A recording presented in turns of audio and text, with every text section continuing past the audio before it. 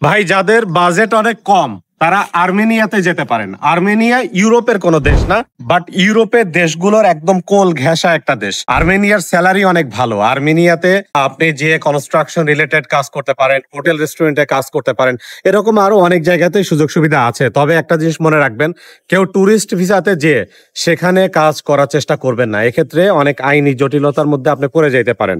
আপনি বাংলাদেশ থেকে work permit নিয়ে আর্মেনিয়াতে যাবেন, আপনার টিআরসি হবে, টিআরসির আন্ডারে থাকবেন এবং সেখানে বৈধভাবে কাজ করতে পারবেন এবং সেখান থেকে সেন্ট্রাল ইউরোপের অন্যান্য দেশেও আপনি বৈধভাবে যেতে পারবেন। তবে অবশ্যই আপনি ওয়ার্ক পারমিটে যাবেন আর্মেনিয়াতে। স্যালারি খুব একটা খারাপ না, স্যালারিও ভালো।